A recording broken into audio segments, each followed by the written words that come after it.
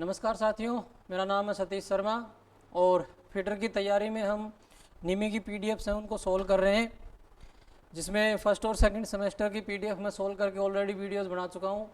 Third semester के 1 से 50 तक के क्वेश्चन आज ही मैंने अपलोड किए हैं और उससे आगे के क्वेश्चन 51 से 100 तक के इस वीडियो में हम सोल्व करने वाले हैं। तो जो मेरे साथी यहाँ पे ITI कर रहे हैं या जूनियर इंस्ट्रक्टर की तैयारी कर रहे हैं या रेलवे वगैरह या किसी भी गवर्नमेंट एग्जाम की तैयारी कर रहे हैं, उन सब के लिए वीडियो काफ़ी हेल्पफुल रहने वाला है। इसके अंदर हम डिटेल्ड सॉल्यूशन पता करेंगे। सिर्फ इनको रट लेने से कुछ नहीं होगा, आपको क्वेश्चन समझने की आवश्यकता है, क्योंकि इन्हीं में से क्वेश्चन की लैंग्वेज थोड़ी सी चेंज करके आपको दी जा सकती है। तो आपको क्वेश्चन समझ करके आंसर करने की आवश्यकता पड़ेगी यहाँ पे, उसी के बारे में हम चर्चा करेंगे। तो जो भी मेरे साथी यहाँ पे चैनल पे नए आए हैं वो चैनल को सब्सक्राइब कर लें, ताकि फीटर से संबंधित काफ़ी सारे वीडियो मैंने पहले भी चैनल के ऊपर अपलोड कर रखे हैं। आप वो भी यहाँ पे मेरे नाम के ऊपर क्लिक करके प्लेलिस्ट है फीटर नाम से, उसमें जा करके सारे वीडियो देख सकते हैं और अपनी तैयारी को एक अच्छा बूस्ट है वो दे सकते हैं। उससे आगे की वीडियो हम यहाँ पे बनाएंगे और जितनी भी PDF हैं वो सारी की सारी एग्जाम से पहले हम सोल्व कर लेंगे। तो बने रहिए मेरे साथ वीडियो के एंड तक। और अगर आपको वीडियो अच्छा लगे तो लाइक करके जाएँ, अच्छा ना लगे तो डिसलाइक करके जाएँ। आप भी अपने आंसर हैं वो साथ साथ में क्लिक करते रहें, ताकि आपको पता रहे कि 50 में से आपके कितने क्वेश्चन सही हुए हैं, और लास्ट में कमेंट सेक्शन में बता करके जाएं कि आपने कितने क्वेश्चन सही कर लिए हैं। चलते हैं अपने पहले क्वेश्चन 51 के साथ। यहाँ पे क्वेश्चन है, जिप हेडेड की का उपयोग करने का क्या फ़ायदा है, ये बता रखा है। ए ऑप्शन है, टेपर्ड फिटिंग के लिए इस्तेमाल किया जाता है, आसानी से निकाला या फिट किया जा सकता है, मतलब कैन बी विड्रॉन इजीली, आसानी से निकाला जा सकता है। प्रोवाइड्स यूनिडायरेक्शनल टॉर्क प्रदान करता है। और चौथा ऑप्शन है, एप्लीकेशन में अच्छा है, हाई स्पीड एप्लीकेशन में अच्छा है, ये दे रखा है। तो यहाँ पे हमारा जो करेक्ट आंसर है वो क्या हो जाएगा, आपको बताना है साथ साथ में। यहाँ पे हमारा जो करेक्ट आंसर हो जाएगा वो ऑप्शन बी के साथ में चला जाएगा, कि इसको आसानी से निकाला जा सकता है, क्योंकि इसका हेड आगे से वो बड़े साइज का होता है। चलते हैं अगले क्वेश्चन की तरफ, 52 का। नुकीले कोनों को फिनिश करने के लिए किस फाइल का उपयोग किया जाता है। फिर से वही अपनी स्पेशल फाइल्स हैं, तो आपके सामने दिए गए हैं यहाँ पे 4 option, pillar file, riffler file, barrette file और वार्डिंग फाइल। आपको बताना है कि नुकीले कॉर्नर्स को शार्प करने के लिए कौन सी यहाँ पे रेती का इस्तेमाल करते हैं। तो यहाँ पे हमारा जो करेक्ट आंसर है वो ऑप्शन सी हो जाएगा, बैरेट फाइल का इस्तेमाल यहाँ पे किया जाता है। देखिए आगे अगला क्वेश्चन आपके सामने डायग्राम वाला। तो ये डायग्राम आपको पूरी PDF अच्छे से पढ़ लेनी चाहिए, क्योंकि इस बार CBT पैटर्न पे एग्जाम होगा। तो ये डायग्राम के क्वेश्चन आपको अच्छे खासे देखने को मिल सकते हैं। इस फाइल का नाम क्या है। ए ऑप्शन है, tinker file, crossing file, Swiss pattern file या ड्रेडनोट फाइल, आपको बताना है। तो देखिए सारी फाइल आपने देख रखी होंगी तो ईजिली कर पाएंगे। यहाँ पे हमारा जो करेक्ट आंसर है वो टिंकर्स फाइल हो जाएगा। ये इसका स्पेशल हैंडल होता है, जिसके नीचे इसको फिट करके यहाँ पे एक क्लैंप दे रखे हैं, इसके नीचे लगा करके। और इसका इस्तेमाल है वो क्या होता है, इसका इस्तेमाल है वो ऑटोमोबाइल की बॉडी को फाइलिंग करने के लिए इस्तेमाल करते हैं। ये भी क्वेश्चन आपसे पूछा जा सकता है टिंकर्स फाइल के लिए। अगला क्वेश्चन देख लेते हैं 54 का। आकृति की पुष्टि करने हेतु वर्कपीस को जांचने के लिए किस उपकरण का उपयोग किया जाता है। तो आकृति की पुष्टि कौन सी यहाँ पे गेज करेगी, profile gauge, snap gauge, caliper gauge या प्रोग्रेसिव गेज। तो इजीली आप ना भी पढ़ा हो तो इसके नाम से बता सकते हैं। यहाँ पे करेक्ट आंसर हमारा ऑप्शन ए हो जाएगा, प्रोफाइल। यही किसी भी जॉब की प्रोफाइल है वो जांच कर सकती है। अगला क्वेश्चन है, फिलर गेज का क्या उद्देश्य है। ड्रिल किए गए छेद की गहराई, स्क्रू थ्रेड की पिच की जांच या वर्क पीस की त्रिज्या की जांच या मिलने वाले भागों के बीच का गैप। ये बार बार रिपीट हो रहा है क्वेश्चन, आसानी से बता पाएंगे। ऑप्शन डी हमारा करेक्ट आंसर है, 2 मेटिंग पार्ट्स के बीच में गैप जांच करने के लिए इसका इस्तेमाल हम करते हैं। चलते अगले क्वेश्चन की तरफ। इस गेज का नाम क्या बताना है। तो सभी को पता है ये कौन सी गेज है। यहाँ पे 4 ऑप्शन है, drill gauge, centre gauge, profile gauge और स्टैंडर्ड वायर गेज। तो ये आपके सामने ऑप्शन डी है, स्टैंडर्ड वायर गेज, या इसको सीट गेज भी हम कह सकते हैं। ये इसका करेक्ट आंसर है। चलते हैं अगले क्वेश्चन की तरफ 57 का। यहाँ पे बाहरी व्यास की जांच करने के लिए किस गेज का इस्तेमाल किया जाता है। देखिए बाहर के व्यास को किससे हम जांच करेंगे। 4 ऑप्शन है, plug gauge, plain ring gauge, taper ring gauge या प्रोग्रेसिव प्लग गेज। तो देखिए यहाँ पे हमारा करेक्ट आंसर है वो प्लेन रिंग गेज हो जाएगा, जो रिंग टाइप में होती है और किसी भारी व्यास के ऊपर डाल करके हम उसको व्यास है उसको जांच कर सकते हैं। अगला क्वेश्चन है, आकार के निर्माण के लिए स्लिप गेज को एक साथ जोड़ने की क्रिया को क्या कहते हैं? भाई स्लिप गेज को आपस में जोड़ने की क्रिया क्या कहलाती है? तो ग्लेजिंग, पिनिंग, लोडिंग या रिंगिंग। तो आसानी से आप कर पाएंगे। करेक्ट आंसर हमारा रिंगिंग हो जाएगा। दो स्लिप गेज को आपस में रगड़ करके जोड़ सकते हैं, उस विधि को क्या कहते हैं? रिंगिंग मेथड कहते हैं। साइन बार बनाने के लिए किस मटेरियल का उपयोग किया जाता है? चार ऑप्शन है, invar steel, high speed steel, high carbon steel, stabilized chromium steel. चार ऑप्शन आपको दिए गए हैं। करेक्ट आंसर आपको यहाँ पे बताना रहेगा। तो यहाँ पे हमारा करेक्ट आंसर है वो ऑप्शन डी हो जाएगा, स्टेपलाइज्ड क्रोमियम स्टील के द्वारा इसको बनाया जाता है। चलते हैं अगले क्वेश्चन की तरफ। साइन बार की लंबाई कैसे निर्दिष्ट की जाती है ये आपको बताना है। रोलर के बाहरी बिंदु के बीच की दूरी, रोलर के आंतरिक बिंदु के बीच की दूरी, रोलर के केंद्र बिंदु के बीच की दूरी, साइन बार के किनारों के बीच की दूरी। तो यहाँ पे देखिए सही आंसर आप बताइए।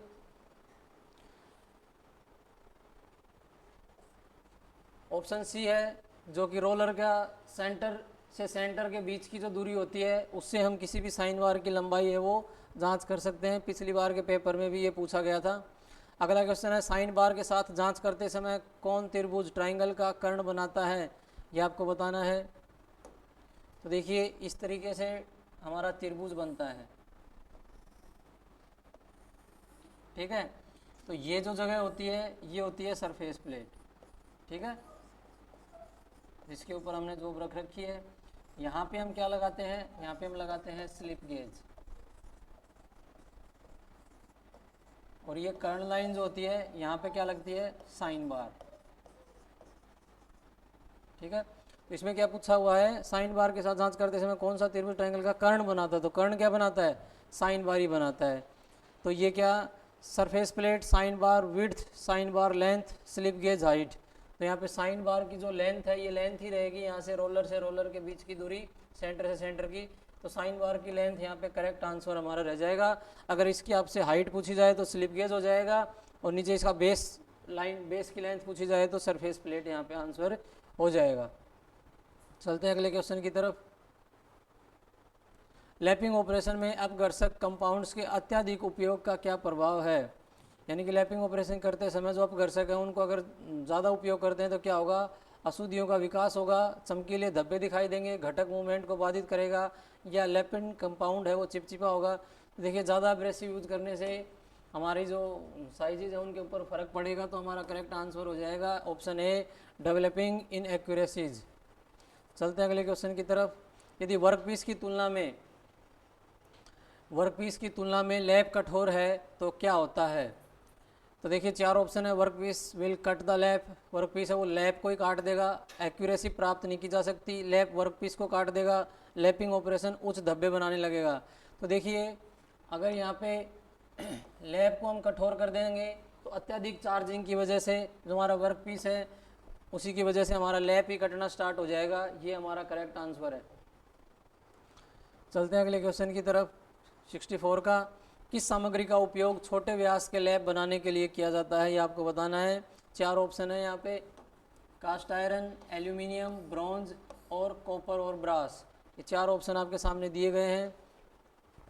तो आपका करेक्ट आंसर क्या रहेगा आपको बताना है। आप भी अपना आंसर टिक करके रखिए साथ में। यहाँ पे जो करेक्ट आंसर है वो ऑप्शन डी हो जाएगा। कॉपर और ब्रास से हम स्मॉल साइज़ के लैप हैं वो तैयार करते हैं। सतह टेक्सचर मापने के लिए उपकरण का नाम क्या है? देखिए ये उपकरण है जो कि प्रोफाइल, सतह की प्रोफाइल है उसको जांच करता है।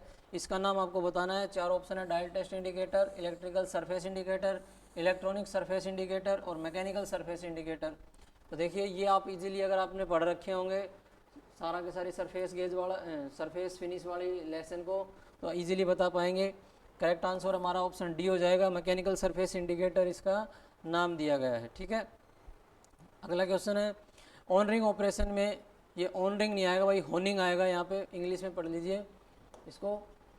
Y manual stroking preferred for large quantity in honing operation? Honing operation में बड़ी मात्रा के लिए मैनुअल स्ट्रोकिंग क्यों पसंद की जाती है? तो इसमें ऑप्शन है, to reduce cost, to reduce time, to keep close tolerance, to reduce maintenance cost, कम टॉलरेंस रखने के लिए या फिर रख रखाव लागत को कम करने के लिए। चार ऑप्शन में से आपको सही बताना है, तो यहाँ पे करेक्ट आंसर हमारा ऑप्शन सी हो जाएगा। कम टॉलरेंस रखने के लिए स्ट्रोकिंग पसंद की जाती है मैनुअल। जब हम हाथ से करेंगे तो जो हमारा टॉलरेंस है उसकी एक्यूरेसी है वो सही नहीं आएगी, उस समय इसका उपयोग कर सकते हैं।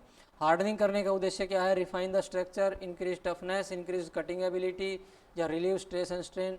तो देखिए जो भी चीज़ हार्ड होगी वो दूसरी चीज़ को काटेगी, तो यहाँ पे करेक्ट आंसर हमारा ऑप्शन सी हो जाएगा। इंक्रीज कटिंग एबिलिटी, कटिंग की क्षमता बढ़ा देती है, हार्डनेस है वो, इसलिए कटिंग टूल्स की हार्डनेस है वो हमेशा अधिक रहती है। अगला क्वेश्चन है उष्मा उपचार की कौन सी विधि द्वारा किस जॉब में मशीनीकरण और डक्टिलिटी में सुधार होगा, ये आपको बताना है। Which method to heat treatment to improve machinability and ductility. तो मशीनेबिलिटी का नाम जहाँ भी आ जाए सुधार में, वहाँ पे आपको आंख बंद करके आंसर है वो एनीलिंग कर देना है। ए हमारा करेक्ट आंसर यहाँ पे हो जाएगा। चलते हैं अगले क्वेश्चन की तरफ। हीट ट्रीटमेंट प्रक्रिया में फ्लेम हार्डनिंग का नुकसान क्या है आपको बताना है। अधिक विकृति होती है, हार्डनिंग समय ज़्यादा होता है, या फिर हार्डनिंग की कम गहराई होती है, छोटे वर्क पीस के लिए उपयुक्त नहीं है। ये चार ऑप्शन दिए गए हैं, आपको बताना है क्या सही रहेगा यहाँ पे। फ्लेम हार्डनिंग के लिए उपयुक्त हमारा करेक्ट आंसर ऑप्शन डी हो जाएगा। छोटे जॉब के ऊपर फ्लेम हार्डनिंग करना सही नहीं होता है, वो पूरे मेटल को ही पिघला देते हैं भाई जो फ्लेम है वो। क्वेश्चन नंबर अगला है हमारा 70 का। What is the name of method in metallic coating done by rolling और drawing the layers of metal on the base metal. Base metal पर मेटल की परतों को रोल या लेयर्स खींचने के द्वारा किए गए धात्विक कोटिंग। ये कोटिंग धात्विक कोटिंग है, वो रोलिंग और लेयर्स के द्वारा कौन सी कोटिंग की जाती है आपको बताना है। चार ऑप्शन आपके सामने दिए गए हैं यहाँ पे।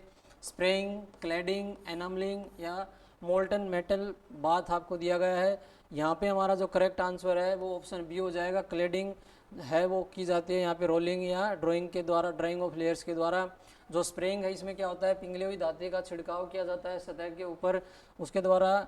और ये जो एनामलिंग है इसमें एनामल पाउडर होता है, उसको छिड़काव करके 80 से 100 डिग्री तक गर्म किया जाता है, उसके बाद ही ये कोटिंग है वो की जाती है। तो यहाँ पे जो हमारा करेक्ट आंसर है वो क्लैडिंग हो जाएगा भाई।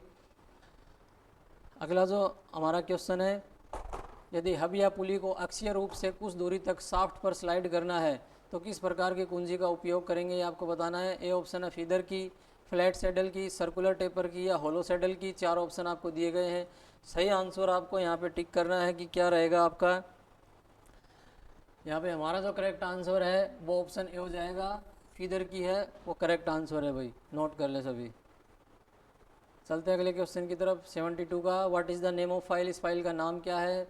तो देखिए ए ऑप्शन है pillar file, warding file, dreadnought file या स्विस पैटर्न फाइल। तो यहाँ पे हमारा जो करेक्ट आंसर है वो ऑप्शन बी हो जाएगा। वार्डिंग फाइल है, ये काफ़ी पतली होती है, आगे से नुकीली होती है, काफ़ी बारीक काम करने के लिए इसका इस्तेमाल है वो हम करते हैं। चलते हैं अगले क्वेश्चन की तरफ। क्वेश्चन नंबर 73 का। कौन सा नट बोल्ट के सिरे की चूड़ियों को नुकसान होने से बचाता है, ये आपको बताना है। ए ऑप्शन है कैप नट, कैसल नट, स्लोटेड नट या नर्ल्ड नट। तो इन तीनों से सतह जो हमारे बोल्ट है उसके सिरे का कोई लेना देना नहीं है। करेक्ट आंसर है हमारा वो ऑप्शन ए हो जाएगा। कैप नट क्या ऊपर से बंद होता है, तो वहाँ पर अगर कोई चोट वोट या किसी स्क्रैच वगैरह लगती हैं तो उससे हमारे बोल्ट का सिरा है उसके ऊपर कोई नुकसान है वो नहीं हो पाता है, कैप ही अपने ऊपर ले लेता है। अगला क्वेश्चन हमारा प्रिसीजन टूल रूम अनुप्रयोगों के लिए किस ग्रेड के स्लिप गेज का उपयोग है वो किया जाता है। तो देखिए स्लिप गेज में 4 ग्रेड है वो पाए जाते हैं। सबसे पहला ग्रेड है ग्रेड 00, जिनको हम कैलिब्रेशन के लिए इस्तेमाल करते हैं, ठीक है। फिर है ग्रेड 0, इसको हम इंस्पेक्शन के लिए इस्तेमाल करते हैं। फिर है ग्रेड 1, इसको हम टूल रूम के लिए इस्तेमाल करते हैं। और लास्ट में है ये जनरल वर्क के लिए, जनरल वर्कशॉप वर्क के लिए हम इसको इस्तेमाल करते हैं। ये चारों आप नोट कर सकते हैं, चारों दे रखे हैं। ग्रेड 00 वो कैलिब्रेशन के लिए, ग्रेड 0 वो इंस्पेक्शन के लिए, और ग्रेड 1 है वो टूल रूम के लिए, और ग्रेड 2 है वो जनरल वर्कशॉप में हम काम में लेते हैं उसके लिए इसका इस्तेमाल करते हैं। तो यहाँ पे टूल रूम के लिए पूछा गया है तो हमारा करेक्ट आंसर है वो ऑप्शन सी हो जाएगा। टूल रूम के लिए हम ग्रेड 1 का इस्तेमाल है वो करते हैं। अगला क्वेश्चन है स्लिप गेज ब्लॉक बनाने के लिए किस मटेरियल का उपयोग किया जाता है, ये आपको बताना है। तो ए ऑप्शन है टूल स्टील, बी ऑप्शन है यहाँ पे low grade steel, C option है यहाँ पे high grade steel with low thermal expansion, और डी ऑप्शन है हाई कार्बन स्टील। तो देखिए यहाँ पे जो करेक्ट आंसर ऑप्शन सी हो जाएगा, हाई ग्रेड की स्टील है जिसमें जो थर्मल एक्सपांसन है वो मतलब बनाने के बाद ये बढ़ना नहीं चाहिए, इनका साइज़ है वो इस्तेमाल किया जाता है, उसमें थर्मल एक्सपांसन की क्रिया नहीं होनी चाहिए। अगला क्वेश्चन है महीन अपघर्षक कणों का उपयोग किस ऑपरेशन में किया जाता है, आपको बताना है। ए ऑप्शन है फाइलिंग, बी ऑप्शन है लैपिंग, सी ऑप्शन स्क्रैपिंग या पॉलिशिंग। तो देखिए काफ़ी बारीक कण हम वो बारीक वाली क्रिया में इस्तेमाल करेंगे यहाँ पे। ऑप्शन बी है lapping is the correct answer. Lapping में हम महीन अब्रेसिव कणों का इस्तेमाल करते हैं। अगला है काटने नॉर्मलाइजिंग करने का उद्देश्य क्या है। तो ये ऑप्शन है काटने की क्षमता, उच्च कठोरता का विकास करना, घिसने के लिए प्रतिरोध बढ़ाएं, या रिमूव स्ट्रेस एंड स्ट्रेन। तो ये तीनों ही नॉर्मलाइजिंग से नहीं होती हैं, ये तीनों। करेक्ट आंसर हमारा ऑप्शन डी हो जाएगा, स्ट्रेस और स्ट्रेन को दूर करता है नॉर्मलाइजिंग। अगला क्वेश्चन है स्टील की किस संरचना में 0% कार्बन होता है।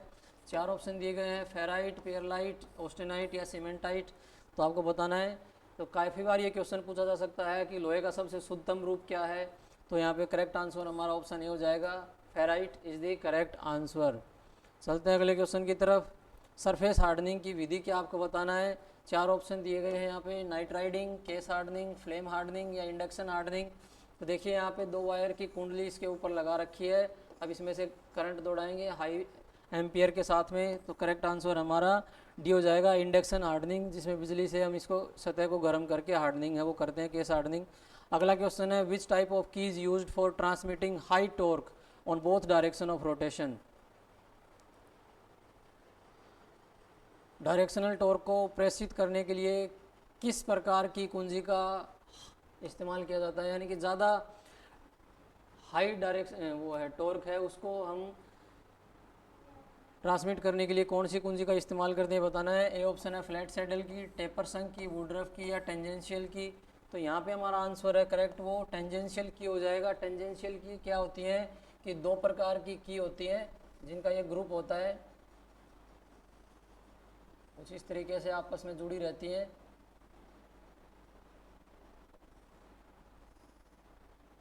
ठीक है, 2 की आपस में जुड़ी रहती हैं, इनको जोड़ करके इस्तेमाल करते हैं, इन्हीं का नाम क्या है, टेंजेंशियल की है यहाँ पे। ठीक है, चलते अगले क्वेश्चन की तरफ। 81 का रिंग गेज का उपयोग क्या आपको बताना है। ए ऑप्शन है चेक होल डायमीटर, छेद के व्यास की जांच करता है रिंग गेज, या बाहरी व्यास की जांच करता है, टेपर साफ्ट की जांच करता है, या आंतरिक थ्रेड व्यास की जांच करता है, आपको बताना है। तो सिर्फ रिंग गेज का पूछा गया है, तो ये किस चीज़ की जांच करेगा, ये साफ्ट डायमीटर की जांच करेगा, बाहरी व्यास है उसकी जांच करेगा ये ऑप्शन बी हमारा करेक्ट आंसर है यहाँ पे। अगला क्वेश्चन है 82 का आंतरिक धागे की सटीकता की जांच करने के लिए किस गेज का इस्तेमाल करते हैं। धागे से मतलब हमारा थ्रेड है भाई। Which gauge is use to check the accuracy of internal thread. आंतरिक चूड़ियों की जांच कौन सी थ्रेड से करते हैं हम। ए ऑप्शन है ring gauge, snap gauge, thread ring gauge या सेंटर गेज। ये तो भाई चारों ही ऑप्शन ऐसे नहीं है कि जो आंतरिक चूड़ियों की जाँच कर सके। यहाँ पे एक और ऑप्शन होना चाहिए था। यहाँ पे हमारा जो करेक्ट आंसर है वो प्लग थ्रेड गेज हो जाएगा, या थ्रेड प्लग गेज हो जाएगा, ऐसे लिख सकते हैं इसको, जो कि आंतरिक चूड़ियों की जांच करता है। क्योंकि इसमें जो रिंग गेज दे रखी है ये बाहरी व्यास की जांच करता है, स्नैप गेज है वो बाहरी आकार की जांच करता है, थ्रेड रिंग गेज है ये बाहरी चूड़ियों की जांच करता है।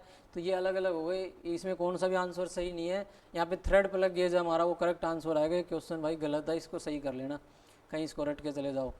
अगला क्वेश्चन है what is the name of gauge, इस गेज का नाम बताओ। तो देखिए हमें डायग्राम को ध्यान से देखना है, इसमें डॉटेड लाइन कुछ इस तरीके से दिखाई गई है, आप देखिए इस तरीके से आपको करके दिखाई गई है। ये रिंग गेज है, रिंग गेज में इंटरनल इस तरह से इसमें लाइन दिखाई गई है। तो ये टेपर में हो गया ना। ए ऑप्शन है ring gauge, snap gauge, taper ring gauge या इंटरनल थ्रेड गेज। देखिए रिंग गेज तो ये है ही, और आंतरिक डायमीटर टेपर में दे रखा है, तो यहाँ पे टेपर रिंग गेज हमारा करेक्ट आंसर हो जाएगा। ऑप्शन सी है वो करेक्ट आंसर है। क्वेश्चन को समझ के करने की आवश्यकता है भाई। अगला क्वेश्चन है विशेष आयाम के लिए स्लिप गेज का निर्माण करने की प्रक्रिया क्या है, ये बताओ। भाई स्लिप गेज को जोड़ना कैसे प्रारंभ करते हैं ये आपको बताना है। ए ऑप्शन है ग्रेड एक्यूरेसी के साथ बनाया गया, ब्लॉक की न्यूनतम संख्या minimum number of blocks, maximum number of blocks, start ringing with small size slip gauge. सारे ऑप्शन गलत है भाई, यहाँ पे करेक्ट आंसर होगा स्टार्ट रिंगिंग विद यहाँ पे बिग साइज़ आएगा, बड़ा साइज़ है।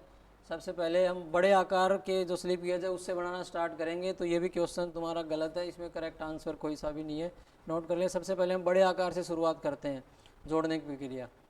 अगला क्वेश्चन है, कौन सी प्रक्रिया मिलने वाले घटकों के बीच फिट की गुणवत्ता में सुधार करती है। ये बताना है कि कौन सी प्रक्रिया से अच्छी फिट प्राप्त होती है, तो फाइलिंग से या टर्निंग से या ग्राइंडिंग से या लैपिंग से। इनमें सबसे महीन जो क्रिया है वो ऑप्शन डी है, लैपिंग। ये करने के बाद ही हमें अच्छी फिट है वो प्राप्त होती है। अगला क्वेश्चन है, नरम स्टील और अलोह धातुओं के लैपिंग के लिए किस अपघर्षक का उपयोग किया जाता है। तो नरम स्टील, देखिए यहाँ पे नरम स्टील और अलोह धातुएं पूछी गई हैं, ये ध्यान रखना है। Silicon carbide, boron carbide, aluminium oxide या फ्यूज्ड एल्यूमिनियम। तो देखिए यहाँ भी थोड़ा सा कन्फ्यूजन इन्होंने ऑप्शन की वजह से कर दिया। अगर ये फ्यूज्ड एल्यूमिना होता, यहाँ पे फ्यूज्ड एल्यूमिना होता तो ऑप्शन ये हमारा सही होता, लेकिन ये नहीं है। तो एल्यूमिनियम ऑक्साइड का ही भाग है, इसको फ्यूज्ड एल्यूमिना के रूप में हम प्रयोग करते हैं। तो यहाँ पे हमारा करेक्ट आंसर ऑप्शन सी हो जाएगा, एल्यूमिनियम ऑक्साइड। अगर ये ना होकर के फ्यूज्ड एल्यूमिना यहाँ पे होता तो हमारा जो करेक्ट आंसर है वो फ्यूज्ड एल्यूमिना हो जाता। तो इसका थोड़ा सा करेक्ट कर लेना भाई आप। फ्यूज्ड एल्यूमिना है वो नरम स्टील और अलोह धातुओं के लिए करते हैं। हार्ड मटेरियल के लिए हम सिलिकॉन कार्बाइड का इस्तेमाल करते हैं। फिर इससे हार्ड होता है वो बोरॉन कार्बाइड है, और सबसे हार्ड होता है वो डायमंड है, जो कि कार्बाइड वगैरह की लैपिंग करने के लिए इस्तेमाल हम करते हैं। अगला क्वेश्चन है, कौन सा परिष्करण ऑपरेशन में टूल साथ साथ में रोटेट और रेसिप्रोकेट भी करता है, ये आपको बताना है। तो 4 ऑप्शन दिए गए हैं, ड्रिलिंग, होनिंग, लैपिंग और ग्राइंडिंग। तो देखिए ऐसा कौन सी प्रक्रिया है जिसके अंदर रोटेट करते समय जो टूल है वो रेसिप्रोकेट यानी कि ये गति भी रखता है और रोटेट भी करता है, दोनों ही बताना आपको। तो यहाँ पे ऑप्शन बी है, होनिंग जो टूल होता है उसमें रोटेशन के साथ साथ में रेसिप्रोकेटिंग मोशन भी होता है। तो ऑप्शन बी है हमारा वो करेक्ट आंसर हो जाएगा। अगला क्वेश्चन है, रिंग प्रकार के लैप में छेद क्यों प्रदान किए जाते हैं, ये आपको बताना है। ऑप्शन देख लेते हैं यहाँ पे। स्नेहन के लिए, गर्मी को दूर करने के लिए, लैप कंपाउंड को पकड़ने के लिए, एफिशिएंसी को इंक्रीज करने के लिए 4 ऑप्शन दिए गए हैं। Lubrication, removal of heat, hold lapping compound या इंक्रीज द एफिशिएंसी। यहाँ पे करेक्ट आंसर हमारा ऑप्शन सी हो जाएगा, होल्ड लैपिंग कंपाउंड के लिए दिए जाते हैं जो छेद है वो। अगला क्वेश्चन हमारा, सॉफ्ट सतह से प्रतियोगिता के लिए किस प्रकार, प्रतियोगिता इंग्लिश में पढ़ लेते हैं, which type of key has one face curvature to match soft surface. यानी कि सॉफ्ट का जो सरफेस है वो की के साथ, की के कर्वेचर के साथ में एकदम मैच कर जाए, ऐसी कौन सी सॉफ्ट आपको बताना है। ए ऑप्शन है शंख की, फ्लैट सैडल की, सर्कुलर टेपर की या होलो सैडल की। तो यहाँ पे हमारा करेक्ट आंसर होलो सैडल की हो जाएगा। इसमें क्या होता है, जैसे ये आपकी राउंड कोई सॉफ्ट है, यहाँ के ऊपर हमने ये होलो सैडल की लगाई है, तो इसका नीचे का जो भाग है वो भी इस तरीके का होता है। देखिए सॉफ्ट के साथ में मैच कर जाता है, पता नहीं चलता है। अगर इसको मैं अलग से बनाऊँ यहाँ पे तो ये कुछ इस तरीके की होती है, ठीक है। ये है आपकी होलो सैडल की, जो कि सॉफ्ट के साथ में ये सॉफ्ट लगा दी मैंने तो इसके साथ में ये मैच कर जाती है। तो यही क्वेश्चन में पूछा गया है, तो इसका हमारा करेक्ट आंसर है वो होलो सैडल की हो जाएगा। चलते हैं अगले क्वेश्चन की तरफ। Question number 90, what is the name of की, इस की का नाम क्या है आपको बताना है। तो ए ऑप्शन है पैरेलल शंख की, जिब हेड की, वुडरफ की या टेपर शंख की, आपको बताना है कि कौन सी की है। तो यहाँ पे हमारा जो करेक्ट आंसर है ऑप्शन ए हो जाएगा। देखिए चारों तरफ से बराबर है, वैसे ये शंख की है, अगर टेपर में होती तो टेपर शंख की हमारा आंसर हो जाता, लेकिन ये पैरेलल शंख की है। Correct answer A option. अगला क्वेश्चन है, 230 डिग्री तक गर्म करके किस प्रकार के कटिंग टूल को टेम्पर्ड किया जाता है। देखिए इसका एक प्रॉपर एक चार्ट दे रखा है, आपको पढ़ने की आवश्यकता है। यहाँ पे 4 ऑप्शन दिए गए हैं, टैप्स, ड्रिल्स, टर्निंग टूल या रिमर्स।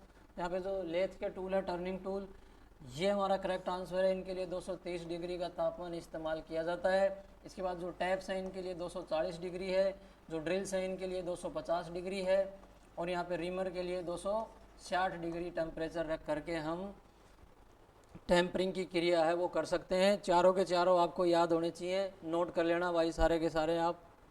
चलते हैं अगले क्वेश्चन की तरफ। स्टील में नॉर्मलाइजिंग प्रक्रिया क्यों की जाती है, ये आपको बताना है। तो ए ऑप्शन है काटने की क्षमता जोड़ने के लिए, उच्च कठोरता विकसित करने के लिए, स्ट्रेस और स्ट्रेन को दूर करने के लिए, घिसने के प्रतिरोध को बढ़ाने के लिए, टू इंक्रीज वियर रेजिस्टेंस। देखिए यहाँ पे एनी नॉर्मलाइजिंग प्रोसेस के बारे में पूछा गया है, तो यहाँ पर करेक्ट आंसर हमारा रिमूव स्ट्रेस एंड स्ट्रेन। दोबारा आ गया क्वेश्चन। चलते हैं अगले क्वेश्चन की तरफ। कौन सी उष्मा उपचार प्रक्रिया स्टील की वियर रेजिस्टेंस को बढ़ाता है, ये आपको बताना है। 4 ऑप्शन दिए गए हैं, एनीलिंग, टेम्परिंग, हार्डनिंग या नॉर्मलाइजिंग। यहाँ पे जो वियर रेजिस्टेंस है, टूट फूट है, उसको बचाने के लिए हम हार्डनिंग की प्रक्रिया है वो हमारी करेक्ट है। अगला क्वेश्चन है एनीलिंग का उद्देश्य क्या है, तो आपको बताना है यहाँ पे to soften the steel, to adding cutting ability, to increase wear resistance, to refine the grain structure of the steel. तो ये दोनों ऑप्शन तो इसके लिए नहीं है, हार्डनेस के लिए है। अब यहाँ पे सॉफ्टन स्टील है, ये भी सही है, और to refine the grain structure ये भी हमारा सही है। तो ये इस तरह के क्वेश्चन आपके डिलीट ही हो सकते हैं भाई, दोनों ही हमारे आंसर हैं वो करेक्ट हैं। जो ग्रेन स्ट्रक्चर है उसको भी सुधारता है, रिफाइन करता है, और स्टील को सॉफ्ट भी करता है, दोनों ही आंसर हमारे ठीक हो जाएंगे। तो दोनों ऑप्शन आपको देखने के लिए नहीं मिलेंगे, वैसे क्वेश्चन में अगर मिलेंगे तो आप दोनों में से भाई कोई भी कर सकते हो, चाहे अपन इसको सही मान सकते हैं चाहे इसको मान सकते हैं। बाकी कम चांस है ऐसा कि दोनों आपको ऑप्शन एक में ही देखने को मिले, एक ही मिलेगा यहाँ पे, ठीक है। चलते हैं अगले क्वेश्चन की तरफ। स्क्वायर हेड स्क्रू में कॉलर क्यों प्रदान किए जाते हैं, ये आपको बताना है। कार्य की सतह को सुरक्षित रखने के लिए,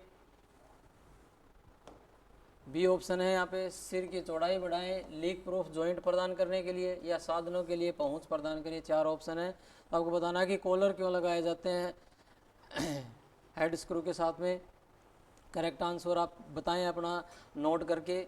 यहाँ पे हमारा जो करेक्ट आंसर है वो ऑप्शन ए हो जाएगा, वर्क सरफेस को सुरक्षित रखने के लिए कॉलर का इस्तेमाल किया जाता है। चलते हैं अगला क्वेश्चन 96 का। टेपर प्लग गेज का क्या उद्देश्य है, आपको बताना है। तो परफेक्ट फिट के साथ छेद की जांच करने के लिए, अंदर के थ्रेडेड डाया की जांच करने के लिए, परफेक्ट फिट के साथ टेपर्ड छेद की जांच करने के लिए, बाहरी व्यास की टेपर्ड एक्यूरेसी की जांच करने के लिए। तो देखिए हमारा जो क्या पूछा गया है, टेपर प्लग गेज पूछा गया है, तो हमारा करेक्ट आंसर ऑप्शन सी हो जाएगा। Check tapered hole with perfect fit. Perfect fit के साथ में टेपर्ड होल की एक्यूरेसी की जांच करता है भाई, ये जो टेपर प्लग गेज है वो साथ में फिट होकर के। अगला क्वेश्चन है एडजस्टेबल रिंग लैप में स्लॉट क्यों दिए गए हैं, ये आपको बताना है। ए ऑप्शन है lubrication, permit clearance for expansion, permit feeding of lapping compound. फिर से आ गया क्वेश्चन थोड़ा सा लैंग्वेज चेंज करके, तो करेक्ट आंसर हमारा ऑप्शन डी हो जाएगा, permit feeding of lapping compound, ठीक है। अगला क्वेश्चन है कौन सा अपघर्षक में उत्कृष्ट कटाई गुण नहीं होता और महंगा होता है, ये नहीं आएगा, इसमें होता है, आएगा यहाँ पे। Which abrasive has excellent cutting properties and expensive. देखिए जब आप वहाँ पर भी पेपर देने के लिए जाओ तो इंग्लिश और हिंदी दोनों में आपको क्वेश्चन देखने को मिलेंगे।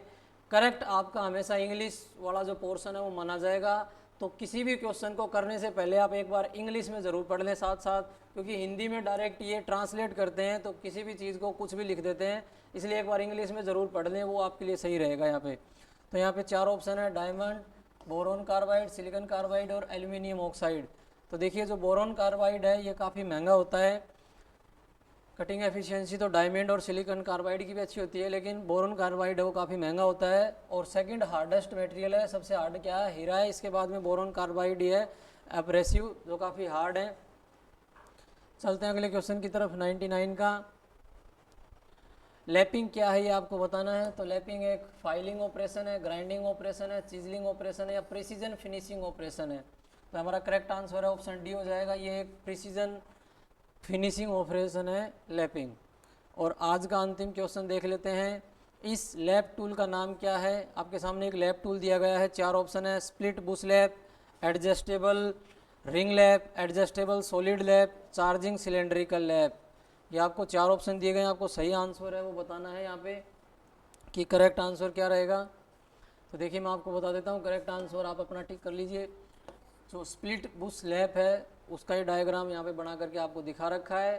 तो उम्मीद करता हूँ कि आपको समझ में आ गया होगा। आपके कितने क्वेश्चन सही हुए हैं वो आप ज़रूर कमेंट सेक्शन में बताएं, और अगर वीडियो आपको पसंद आया हो भाई तो लाइक करके ज़रूर जाएं, और किसी भाई ने अगर अभी तक चैनल को सब्सक्राइब ना किया तो सब्सक्राइब कर लें, और पीछे की सारी वीडियो चैनल के ऊपर जा कर के देख लें। इसी के साथ आज की वीडियो को हम ख़त्म करते हैं। जय हिंद, जय भारत।